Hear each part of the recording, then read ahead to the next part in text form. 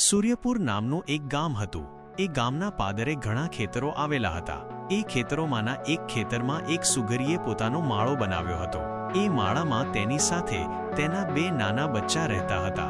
સુગરી દરરોજ સવારે ઉડીને તેના બચ્ચા માટે દાણા લેવા જતી અને સાંજે પાછી આવી જતી। આમ એક દિવસ સવારે તે દાણા લેવા ગઈ અને સાંજે પાછી ફરતી વખતે તેણે જોયું કે તેના બચ્ચા ગભરાયેલા છે। તેણે પૂછ્યું, શું થયું બેટા, તમે આટલા ગભરાયેલા કેમ લાગો છો?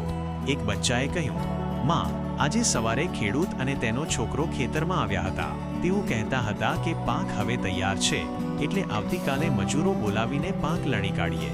બીજું બચ્ચું બોલ્યું, હે માં, જો તેઓ પાક કાપી નાખશે તો આપણો માળો પણ તૂટી જશે, પછી આપણે ક્યાં જઈશું? આ સાંભળીને સુગરી થોડી ગભરાઈ ગઈ, પણ તેણે હિંમત રાખી અને બચ્ચાઓને કહ્યું, તમે ચિંતા ન કરો, કંઈ નહીં થાય। બીજે દિવસે સુગરી દાણા લેવા ન ગઈ, તે માળામાં જ રહી।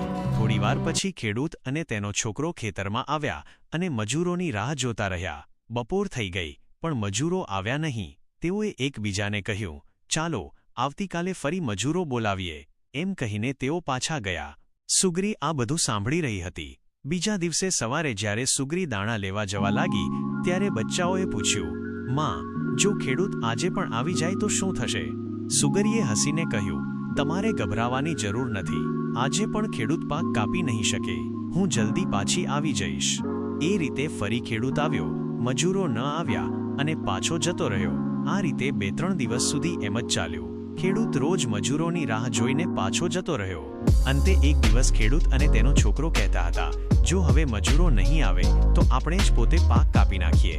બચ્ચાઓએ આ સાંભળ્યું અને સાંજે જ્યારે સુગરી પાછી આવી ત્યારે આખી વાત કહી સંભળાવી। સુગરીએ કહ્યું, હું આવતીકાલે પણ માળામાં જ રહીશ।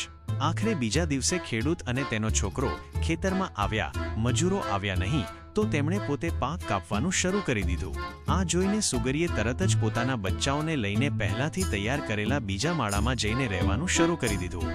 નવા માળામાં પહોંચ્યા પછી એક બચ્ચાએ આશ્ચર્યથી પૂછ્યું, માં, તમને કેમ ખબર પડી કે આજે ખેડૂત પાક કાપી નાખશે અને તમે આ નવો માળો ક્યારે તૈયાર કર્યો?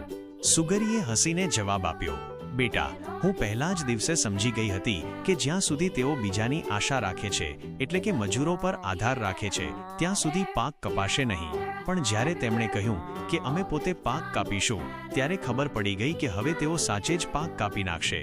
એટલે વચ્ચેના દિવસોમાં હું અહીં બીજો માળો તૈયાર કરતી હતી। એ પછી સુગરીએ મહત્વની વાત કહી, બેટા, હંમેશા યાદ રાખજો, બીજાની આશા પર રહેશો તો નિરાશા જ મળશે। જાતે મહેનત કરો ત્યારે જ સફળતા મળે, પારકી આશા સદા નિરાશા। તો બાળમિત્રો, હંમેશા યાદ રાખજો કે કોઈ પણ કામ માટે બીજાની રાહ જોવી જોઈએ નહીં, પોતે મહેનત કરીને પોતાનું કામ પૂરું કરવું, તો જ આપણે સાચા બહાદુર અને હોશિયાર બની શકીશું।